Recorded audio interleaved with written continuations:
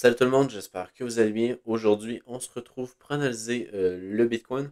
On va aussi aller voir l'Ethereum ainsi que le Solana et le Link qui est assez intéressant en weekly. Donc on est revenu sur une zone de demande ici qui est plutôt pertinent pour après ça peut-être effectuer des plus hauts. On va voir ça dans cette vidéo. On va commencer directement par le Bitcoin.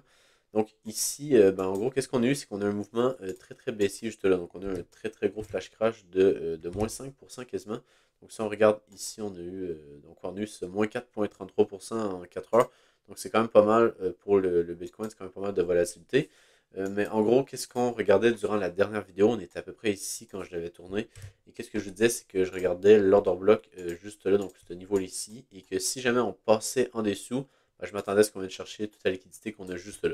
Donc là, c'est ça, on est passé en dessous, on n'a pas eu de réaction. Je vais vous montrer juste après sur l'order flow. Donc en gros, sur Velodata, on aurait très bien pu prédire là, la baisse qu'on est juste ici. Je vous ai même fait un post sur Twitter qui disait à peu près ici qu'on allait, donc dans ce coin-là, qu'on allait redescendre. Il y a pas mal de chances. Donc c'est exactement ça qu'on a fait. Donc ici, j'ai pas vraiment tenté de long sur l'order block quand que justement je m'attendais à ce que ça soit baissier. Donc après ça, on est venu chercher une partie de la liquidité, mais je pense que ici, ça va être juste une question de temps avant qu'on vienne chercher le lot qu'on a juste là. Donc qu'est-ce que personnellement je vais regarder? Ça va être d'attendre une sorte de range ici. Donc c'est vraiment ça que je voudrais voir avec la liquidité qui s'accumule au sud.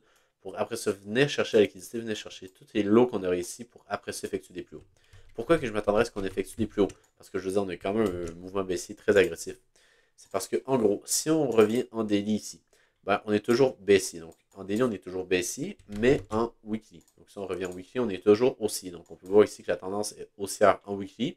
Après ça, elle est baissière en daily juste là, mais en H4, donc sur la time frame H4, on est toujours haussier. Pourquoi on est toujours haussier? Parce qu'on a un low juste là et un high juste ici. Puis après ça, avant ça, on avait fait quoi? Un low ici, un high là. Donc, on est clairement sur une tendance haussière juste là. Donc, on s'attendrait à ce qu'on fasse des plus hauts. C'est sûr que, comme que je vous dis, on avait notre structure daily qui était baissière, mais notre structure weekly est haussière. Donc, en gros, c'est un petit peu un mélange des différents time frames, mais je m'attendrais ici à ce qu'on pourrait très bien effectuer justement des plus hauts à partir de ce niveau-là. C'est sûr que ça va dépendre de comment que la price action va se dérouler après ça. C'est sûr qu'on est assez tôt pour dire si c'est vraiment un bottom dans cette région-là pour après ça faire des plus hauts. Mais ça reste que juste en regardant la structure H4, elle n'est pas cassée. Quand on va venir casser ce lot-là, si jamais c'est le cas, là, je vais m'attendre à ce qu'on vienne chercher les 49 000 $ environ. Donc, on vient de faire des niveaux plus bas et qu'on revienne dans la zone de demande des 43 560 $. Donc c'est ça. Si jamais on vient casser le lot qu'on aurait ici, là, ça serait ultra bearish. Puis je m'attendrais à ce qu'on ait de très très beaux shorts, si on a des rebonds, pour venir target pas mal plus bas. Donc ça serait pas mal tout du côté du Bitcoin. Donc je vous dirais que tenter des longues ici, je pense pas que c'est très pertinent. Il va falloir attendre un petit peu, attendre que le prix consolide. Puis après ça, là oui, ça pourrait être pertinent si jamais on a quelque chose, par exemple un petit support qui se crée, qu'on vient liquider. Ça pourrait faire bien du sens. On avait un petit peu la même chose l'été passé. Donc je peux vous ramener un peu dans le passé juste là. On a vu exactement la même chose. Durant août, début août ici, donc même mi-août, on avait une chute avec une grosse mèche de liquidation. Et après ça, qu'est-ce qu'on avait fait? On avait stagné juste là ici. On avait créé un énorme support qu'on était venu liquider pour après ça faire des plus hauts. Et ici, c'était littéralement le bottom. Puis après ça, on est venu chercher une nouvelle ATH. Donc je pense qu'on pourrait refaire un petit peu ce genre de scénario-là. Ça ne m'étonnerait pas du tout. Donc on vient stagner ici sans casser le lot qu'on aurait ici. Donc vraiment, on vient faire un range comme ça, sans casser ce lot-là. Et après ça, là, je pense que ça pourrait être intéressant. Parce que qu'est-ce que j'aime, c'est le fait que la mèche qu'on a faite juste là, oui, on est venu chercher un petit peu de liquidité. On a exécuté des ordres vendeurs juste là qui étaient avec ces stop-loss qui étaient placés juste là, de toutes les longues que je vous parlais durant la dernière vidéo, qu'on devrait avoir un petit peu de liquidité à venir chercher juste là. Mais en gros, c'est ça, on est venu chercher la liquidité, mais pas au complet. Donc en gros, il reste des lots à venir chercher. Et je pense pas qu'ici, ça va être notre bottom. Donc je pense qu'en gros, si jamais on aurait un deuxième dip ici, ça pourrait être très très intéressant, surtout si on forme un support juste avant. Ça va être pas mal le setup que je vais regarder pour venir chercher après ça des niveaux plus hauts. Puis même sûrement que vu qu'on viendrait chercher des niveaux plus hauts ici, on va venir chercher pas mal plus haut. Parce que en gros, le high qu'on a ici, c'est vraiment le high qui est protégé. Donc si jamais on viendrait casser le high qu'on a ici, on passerait aussi euh, en daily. Parce que en gros, qu'est-ce que ici, il y a beaucoup de gens qui vont attendre, c'est d'être aussi en daily juste là. Mais on pourrait commencer aussi daily à partir qu'on vient de casser la mèche qu'on a là, parce que Pourquoi cette mèche-là? Ben, c'est parce que, en gros, ici, on a une trendline qu'on est venu liquider. Donc ici, tous les retails sont passés bullish. Donc après ça, qu'est-ce que ça veut faire? Ben, les institutions ont pu shorter ce niveau-là. Donc si on vient passer au-dessus de la mèche qu'on a là, ça veut dire que les institutions ne protègent plus leurs shorts qu'ils ont pu rentrer ici. Parce que c'est là qu'il y a eu beaucoup de liquidité dans le marché. C'est là qu'ils ont pu rentrer dans leur grosse position en short ou en long, par exemple, ici. Mais ça, en gros, ça, c'était juste pour faire le petit rebond.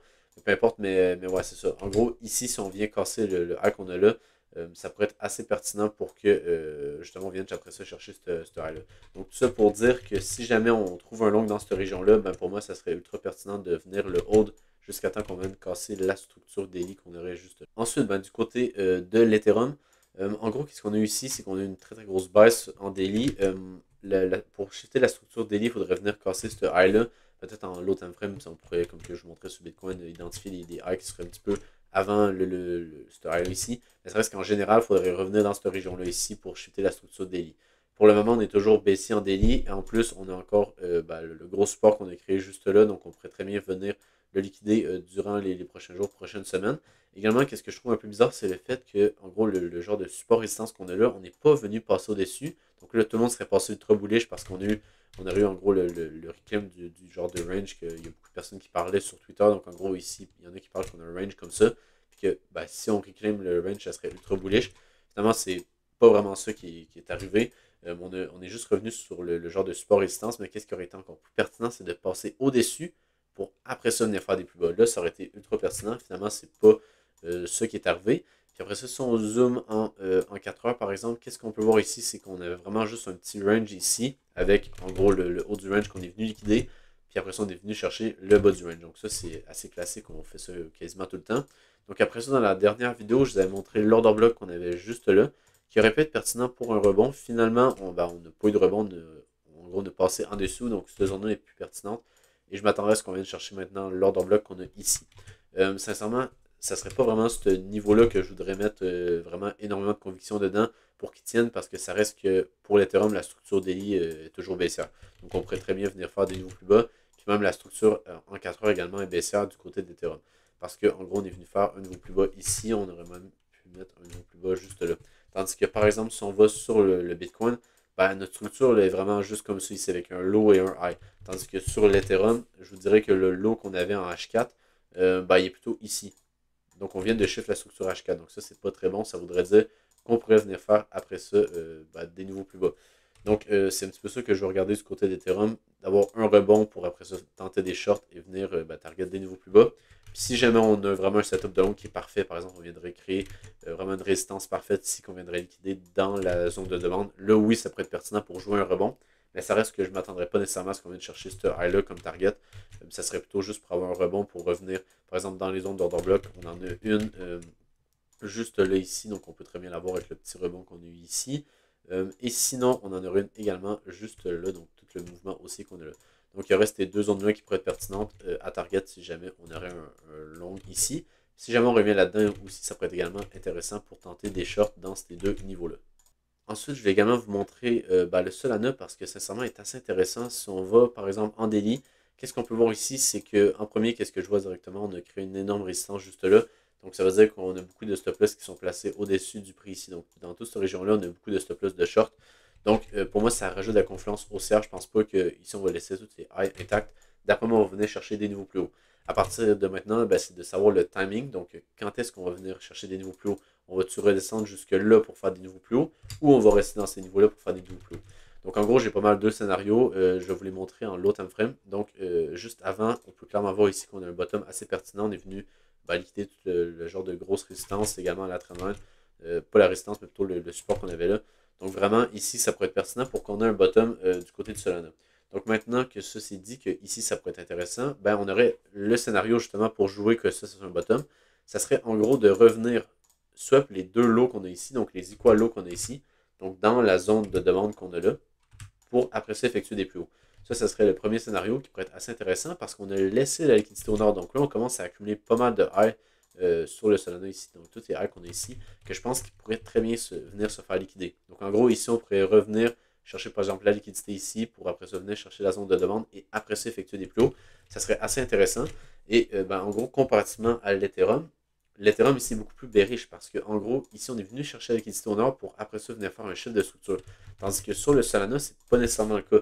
Donc, si on revient sur le Solana, en gros, ici, on a notre lot, je vous dirais, qui est littéralement là. Donc, le lot H4, je vous dirais qu'il est là. Je pense pas qu'il est vraiment ici. Parce qu'en gros, ici, on a créé un support. Donc, même si oui, théoriquement, si on viendrait faire ça, on viendrait casser le lot H4, ça reste que, ben pour moi, ça serait plutôt juste des équalos qui viendraient se faire liquider pour après s'effectuer des plus hauts. Pour moi, ça serait pas vraiment un chiffre de structure. Tandis que sur l'Ethereum, ben pour moi, c'est beaucoup plus évident que le lot qu'on avait ici, c'était vraiment le lot qui aurait dû être protégé si on aurait effectué des plus hauts. Donc, par exemple, ici, qu'on aurait été bullish puis qu'on aurait fait comme quelque chose comme ça ici, on serait revenu, par exemple, dans l'order block, puis après ça, on aurait fait des plus hauts. On serait pas revenu chiffre la structure, comme ça ici, pour venir chercher la liquidité. Donc, pour moi, ici, c'est beaucoup plus bearish sur l'Ethereum que qu'est-ce qu'on a sur le Solana. Donc c'est pour ça que le Solana, je serais assez intéressé qu'on revienne dans cette zone-là pour pourquoi pas d'en acheter, pour qu'après ça, il effectue des plus hauts. Ça pourrait être assez intéressant, sincèrement. Sinon, ben, on va, comme que je vous disais, revenir sûrement sur tous les lots qu'on a ici, là, puis revenir dans cette zone-là. Puis là, encore une fois, c'est de savoir si ça serait un bottom ou pas. On parle quand même des 92$. Donc, sincèrement, je ne sais pas si on pourrait redescendre autant que ça nous ferait un moins 56%, c'est assez faisable. On pourrait redescendre dans ce niveau-là ici, du côté du Solana, si jamais l'ordre bloc que je vous ai montré juste là, ben, il n'est pas valide, puis qu'on passe en dessous, juste comme ça ici, ben là, ma target, ça serait ça ici. Ensuite, je vais également vous montrer le link, parce que sincèrement, il est plutôt intéressant en time frame. Donc, qu'est-ce qu'on avait fait durant le bear market juste là? On avait fait un énorme range juste là. On avait en gros un support qu'on était venu liquider, donc on était venu faire une déviation juste ici. Puis après ça, qu'est-ce qu'on avait au nord? On avait beaucoup de confluence parce qu'on avait de la liquidité à venir chercher au-dessus de toutes les highs ici. Donc ça faisait du sens qu'on avait après ça une belle expansion du côté du link. Donc après ça, qu'est-ce qu'on est venu faire? On est venu faire des niveaux plus bas, on est venu shift la structure wiki juste là pour après ça effectuer des plus bas. Donc à partir de ce moment-là, ben, à partir d'ici à peu près, bon, on aurait pu s'attendre à ce qu'on revienne dans l'order block ici. Sincèrement, j'avais pas trop d'analyse du côté du link. Mais ouais, c'est ça. En gros, ici, on pourrait s'attendre à ce qu'on revienne dans l'order block juste ici. Donc, une fois qu'on est revenu là-dedans, ben, personnellement, je pense que la structure ici, en, je dirais, 2 semaines peut-être, ou même monthly, ben, ouais, monthly, ça va quand même bien. Ben, on est toujours bullish en monthly. Je veux dire, on a un low ici, après ça, on a un high, après ça, on a un low ici, un high. Donc, après ça, je m'attends à ce qu'on ait un low ici pour après ça venir faire un niveau plus haut. Donc, c'est pas mal ça que je m'attends du côté du link en vraiment high time frame, mais même, je vous dirais, en plus petit time frame également, c'est assez bullish qu'est-ce que je vois. Parce que vu qu'on est venu retester l'order block avec une mèche assez impressionnante, qu'est-ce qu'on pourrait venir faire? C'est en gros créer un bottom ici pour après ça effectuer des plus hauts. Je pense que vraiment dans cette zone-là, ça pourrait être assez intéressant du côté du link. Je pense qu'ici, on vient de créer comme le haut du range. Donc, qu'est-ce qu'on pourrait s'attendre? C'est qu'on revienne dans le bas du range pour après ça peut-être liquider peut-être la petite mèche ici ou la liquidité qu'on a accumulée en dessous des lots ici. Puis après ça, là, on pourrait s'attendre par exemple à des niveaux plus hauts. On pourrait également regarder l'order block juste là, parce que ça se pourrait qu'ici, en gros, on effectue une structure haussière comme ça, puis qu'on vienne faire des niveaux plus hauts directement. C'est sûr que c'est pas mal moins probable que, genre, stabiliser ici, puis après ça, faire des niveaux plus hauts, mais c'est toujours une possibilité qu'on vienne dans l'order block ici pour faire des niveaux plus hauts. Donc, je regarderai quand même ce niveau-là qui pourrait être intéressant, mais sinon, comme que je vous dis, le link là, en time frame, pour moi, il est assez bullish. Tant qu'on ne vient pas casser le lot qu'on a là, c'est sûr que ça serait quand même un moins 56% encore. Mais ça reste que je pense que dans cette région-là ici, pour moi, c'est assez intéressant. Même surtout dans l'order block qu'on avait ici, c'était vraiment assez intéressant du côté du link. Aussi, qu'est-ce que je voulais vous montrer qui était pas mal pertinent, c'est le fait que, ben, en gros, ici, on peut également regarder, ben, en gros, où est-ce que les institutions ont pu accumuler leur ligne. Parce que, en gros, dans cette région-là, moi, je pense vraiment qu'ici, il y a une énorme accumulation de lignes ici, plus particulièrement juste là. Mais qu'est-ce qu'on pourrait regarder également, c'est le fait que, ben, par exemple, si tu es vraiment quelqu'un qui veut acheter énormément de Link, ben, tu peux pas juste arriver et acheter du Link ici, genre pour genre une position, je sais pas, à plusieurs milliards de dollars. Peu importe, ben, tu peux pas juste acheter du Link là. Il faut que tu crées un setup pour après ça rentrer dans ta position. Il faut que tu liquides des longs ou des shorts, peu importe. Si tu veux vendre, il faut que tu liquides des shorts. Si tu veux long, ben, il faut que tu liquides des longs. Donc, en gros, c'est un petit peu ce qu'on a eu. On est venu créer un support pour que tout le monde ben, rentre en long. On va venir les liquider, puis après ça, on est venu faire des niveaux plus hauts. Mais en gros, c'est que dans tout ce range-là, on a eu une accumulation. Les institutions ici sont venues accumuler dans ce range-là du link pour après ça effectuer des plus hauts. Donc, qu'est-ce qui est vraiment intéressant, c'est le fait que ben, le point of control du range ici, il se situe en dessous de l'order block. Donc, ça rajoute de la confiance parce que ça veut dire que le prix moyen d'achat des institutions est juste là, donc, sur ce niveau-là. Donc vraiment, qu'est-ce qui serait assez pertinent, c'est que ici, on a un risk-reward qui est très très intéressant. Parce que comme que je vous montrais, on est bullish en at prime sur le link, donc on s'attendra à des niveaux plus hauts. Et après ça, qu'est-ce qu'on peut voir également, c'est le fait que ben, si on passe en dessous ici, pour moi, c'est assez bearish. Donc si on passe en dessous de l'order block, on passe en dessous du point of control, pour moi, ça veut dire qu'après ça, on va venir faire des niveaux plus bas, puis que le link, c'était juste genre un rebond pour après ça venir chercher vraiment des niveaux assez bas, puis que le projet est plus bon à long terme. Donc, sincèrement, ça serait ça que je penserais si jamais on vient casser le point of control au 7,05$. Donc, vraiment, ça va être ça que je vais regarder du côté du link. On pourrait même venir retester la mèche, revenir faire un sweep comme ça. Mais il ne faut vraiment pas passer en dessous de l'order block. On pourrait revenir par exemple dans celui-là ici. Mais comme que je vous dis, il ne faudrait pas passer en dessous de ce niveau-là.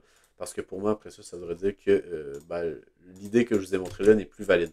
Donc, par exemple, mon évaluation, ça serait ici. Donc, par exemple, j'en rachète, je ne sais pas, dans le bas du range ici avec, par exemple, une invalidation. Bon, là, mon stop loss est à l'autre bout du monde.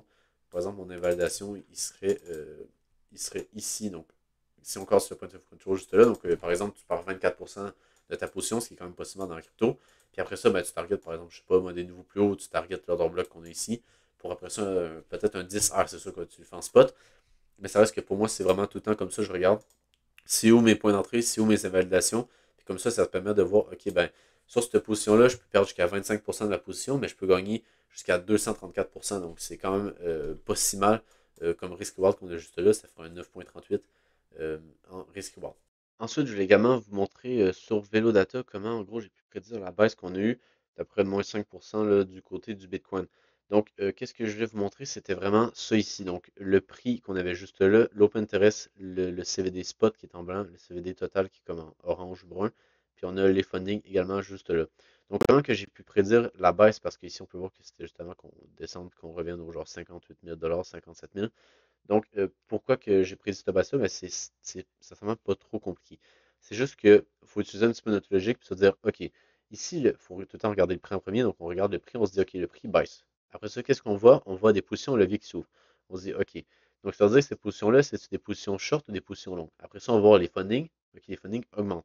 Donc, ça veut dire qu'ici, on a énormément de positions longues qui augmentent et on peut le savoir parce que c'est les fundings qui augmentent. Donc, si les fundings auraient descendu, ça aurait été des shorts. Donc là, on aurait sûrement un rebond. Mais quand il y a des positions longues qui augmentent et que le prix diminue, ben, qu'est-ce que ça fait? Les positions longues sont en perte. Donc, à un moment donné, il faut qu'ils sortent de position. Puis quand ils sortent de position, ça fait baisser le prix. Puis là, plus que tu fais baisser le prix, plus que d'autres positions longues, il faut qu'ils sortent. Donc, c'est ça qui fait la liquidation en cascade comme qu'on a eu durant les dernières heures. Donc, après ça, quand on a eu justement l'open interest qui a beaucoup augmenté, puis le prix qui descendait, ben, pour moi, ça voulait dire qu'il y a plein de longues ici qui étaient en négatif, puis qui allaient se faire stop loss. Donc après ça, on avait également de la vente en spot également avec la ligne blanche et de la vente en spot avec la ligne avec le CVD total. Donc ça rajoutait également de la confiance sur le fait que le prix ici était clairement baissier puis que je m'attendais à des niveaux plus bas. Donc, ben, après ça, si on va voir justement un update sur VeloData pour voir qu'est-ce qui est arrivé, ben, c'est exactement ça qui est arrivé, sincèrement. On peut voir que l'Open Interest a beaucoup augmenté. On avait vu que c'était en majorité des longues, donc on peut le voir avec les fundings ici qui augmentaient juste là, puis juste en général sont en positif. Donc, on pouvait se dire que c'était en majorité des longues qui rentraient dans le marché juste là. Après ça, on avait également le CVD qui était assez bearish. Ici, on peut voir qu'on avait de la vente en continu du côté du spot, également du côté du CVD en futur. Également, qu'est-ce qui est intéressant, c'est que depuis le premier top qu'on avait fait ici, ben, c'était là le CVD spot qui vendait plus que le CVD en futur. Parce qu'en gros, si on a un delta entre le CVD spot et le CVD total, ben, ça veut dire qu'il y a quelqu'un entre les deux. C'est quoi? C'est le futur. Parce que sinon, s'il y aurait juste du spot, ben, la ligne blanche, ça serait exactement comme la ligne brune. Là, c'est pas le cas. Parce qu'on a aussi les futurs, donc les leviers. Donc après ça, qu'est-ce qu'on peut voir, c'est que, ben, en gros, le spot ici vendait, vendait, vendait, tandis que le CVD total, il va même augmenter un peu, par aussi, il diminue, mais pas autant. Donc ça voulait dire quoi? Ça voulait dire que, ben, en gros, les futurs, ils achetaient beaucoup plus. Donc en gros, on avait des ordres au marché d'achat, donc ça veut dire des longues. Donc ici, vu qu'on avait un petit delta, donc on peut voir que le CVD spot était en dessous du CVD total, ça voulait dire qu'ici, entre les deux, on avait quoi? On avait les futurs qui achetaient plus que le spot. Donc qu'est-ce que ça a fait? Ben, ça confirmait le fait qu'ici, on avait des longues qui rentraient dans le marché. Puis après ça, qu'est-ce qu'on a pu voir? Ben, clairement, le prix a juste descendu. Puis ben, le mouvement baissier qu'on a eu là, c'était assez prévisible parce qu'en gros, quand que le prix a commencé à descendre, ben, on peut voir ici, quand que le prix a commencé à descendre, ben, il y a des positions qui se sont fait liquider. Puis plus que le prix descendait, plus qu'il y avait d'autres positions qui se faisaient liquider. Donc ça fait littéralement une liquidation cascade. On peut le voir ici en une minute, là. Dès qu'on a des positions qui se font liquider, bah boum, ça continue. Puis après ça, on peut voir que ça continue tranquillement jusqu'à temps qu'on trouve un bottom ici. Donc vraiment, c'est souvent ça qui se passe quand on a ce genre de mouvement baissier-là très agressif. Donc après ça, également, je voulais vous montrer que c'est sur juste une petite update pour dire que ici, sincèrement, il va falloir attendre du côté du prix, il va falloir attendre qu'on ait un petit peu plus de price action pour voir qu'est-ce qui se déroule du côté d'order flow. Si on remonte tranquillement ici, puis qu'on laisse plein de l'eau, par exemple, on fait quelque chose comme ça ici, qu'on laisse plein de l'eau, puis que les funding augmentent encore une fois, et que l'open interest augmente, et que les CVD, ben, ils ne montent pas moins de force, ben, ça veut simplement dire qu'on a accumulé de la liquidité pour refaire des plus bas. Donc ça serait assez bearish. Le scénario bullish, sincèrement, ça serait qu'on range ici, pour après ça créer un support, qu'on ait les fundings qui continuent d'être plutôt dans le négatif. Donc on ait quelque chose comme qu'on avait ici. Donc on peut voir que dans cette région-là, on avait les fundings qui étaient plutôt en négatif, qui était un bon signe. Puis justement, c'était quoi? C'était littéralement tous les bottoms qu'on avait là pour après se faire des plus hauts. Donc si on pourrait avoir ça dans cette région-là, ça pourrait être assez pertinent. Donc vraiment qu'on crée une sorte de range qu'on vient de liquider par le bas. Puis après ça, ce serait vraiment intéressant ici qu'on ait pas mal de shorts là, qui rentrent dans le marché. Peu importe si ça commence à être un peu trop loin. Ça reste que, ouais, ici, si on pourrait avoir un setup de long, là, ça pourrait être assez pertinent à mon avis. On pourrait également, comme que je vous disais, venir chercher tous les lots là, qu'on avait laissés juste là. Donc, tous les lots qu'on a ici, tout ici, on pourrait venir les chercher pour après ça, ben, faire des plus hauts si jamais notre structure H4 est toujours haussière. Comme que je vous disais, on avait notre lot qu'on a ici et notre high juste là. Donc, on pourrait s'attendre à des plus hauts pour le moment tant qu'on ne casse pas le lot ici. Donc, ben, si vous avez aimé la vidéo, n'hésitez pas à vous abonner sur Twitter ainsi que sur YouTube. Sinon, ben, je vous souhaite une bonne journée et on se retrouve pour une prochaine vidéo. Bye.